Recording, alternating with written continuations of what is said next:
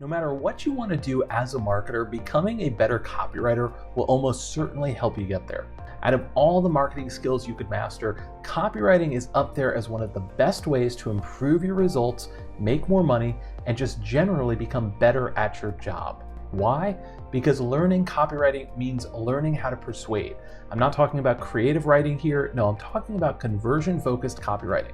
It can be tough to find the precise words to use on your website or your other marketing materials, especially if you want people to take a specific action. That is, unless you know the fundamentals of how to write compelling, conversion-focused copy. So if you want to generate more leads, more sales, and build a loyal audience of raving fans, learning copywriting is a great place to start. And to get started, here are 10 rules of copywriting that I've compiled over the last 10 years to help you become a better copywriter, to write more persuasive copy and achieve better results for your business or your clients. Let's jump in with the first rule. Rule number 1 is to use copywriting frameworks for inspiration, but don't depend on them. There are certain copywriting frameworks that have been proven to work time and time again. The problem is if you rely on them too much, your copy will start sounding like everything else. So while it's a good idea to learn about these frameworks and to use them for inspiration, make sure you put your own spin on the things that you write so that your copy sounds unique. Some popular frameworks include AIDA, which stands for Attention, Interest, Desire, Action, and PAS, which stands for Pain, Agitate, Solve. I'll be making entire videos on all of these frameworks on my YouTube channel, so if you haven't already subscribed, go ahead and hit that subscribe button so you don't miss any future updates. If you could also gently tap that like button to give this video a boost, you'll help others discover it for the first time. Okay, let's jump into the second copywriting rule, and that's to become laser focused on the outcome you want the reader to achieve. The best copy is focused on the reader and what they want to achieve. So before you start writing, think about what the outcome is that you want your reader to achieve and make that the focus of your copy. Everything else should be secondary. To help me, I use a post-it note that is actually on my monitor that says, "What's in it for me?"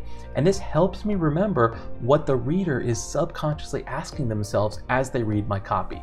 What's in it for them? Now, the third copywriting rule is this: refine your headline until it's the absolute best part of your copy. Yes, let me repeat that. Your headline is the most important part of your copy. It's what will determine whether people read the rest of your copy or not. So take the time to create a compelling headline that is interesting and makes a promise that your readers will want to see fulfilled. The next rule is to guide and reassure your reader with compelling microcopy. What is microcopy? Microcopy is the small bits of copy that guide your reader throughout the page or email or post or advertisement. It's things like labels, calls to action, image descriptions, pull quotes, button text, and instructions. And it can be very persuasive if done well. So make sure your microcopy is clear, concise, and helpful to your reader so that they know what to do and they feel reassured that they're making the right decisions. The fifth rule is to address the questions or objections of actual customers. One of the best ways to write persuasive copy is to address the questions and objections of real people.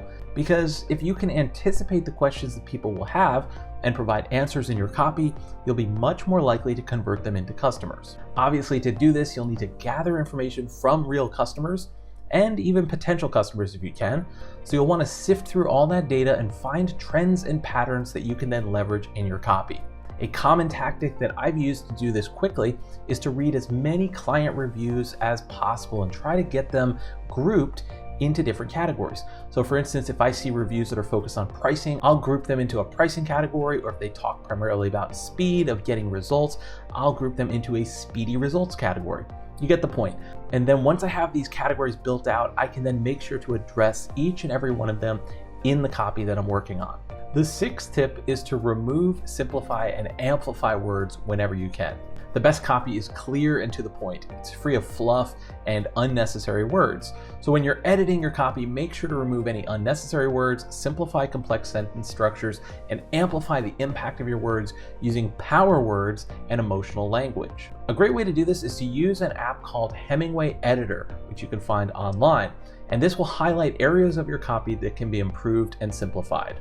The next rule is to write like the reader speaks or use their exact words. People want to read copy that sounds like a normal person wrote it, so avoid industry jargon and write like your reader speaks, or even better, use their exact words when you're trying to describe your problem or their problem or the product or service. The eighth rule is to keep your sentences short, punchy, and intentional. The best copy is easy to read and easy to understand. So make your sentences short, punchy, intentional, get rid of all the filler words or unnecessary fluff, and break up your copy into small paragraphs so it's easy on the eyes. Avoid large text blocks at all costs. The ninth rule is to support your claims with examples. If you want your copy to be persuasive, you need to back it up with evidence. So make sure that you include examples, data, testimonials, and other things from satisfied customers to show that what you're saying is true. This might sound like common sense, but I see it happen every day where copywriters go on and on about the benefits and outcomes of a product or service with absolutely nothing to back it up. And finally, my 10th copywriting rule is to run audacious tests. The only way to know for sure what kind of copy works best for your business or your client's business is to test different versions. So don't be afraid to run big, bold tests and try out new things, because the more you experiment, the better your results will be. I'm talking about changing headlines, changing the entire tone of your copy, or changing the main benefit that you primarily focus on. These big, bold changes are more likely to get noticed than small, minor tweaks here and there, and therefore you'll be able to run a test that is more statistically significant with two vastly different versions than if you were to just make small edits here and there. So there you have it. Those are my 10 rules of copywriting that will help you write persuasive copy that converts. So go ahead and put them into practice and see how they work for you. And if you have any other rules that you would add to this list or anything you would recommend changing, because this is an evolving list, go ahead and put it in the comments. I'll be sure to get back to you. Thanks so much for watching. I'll see you in the next video.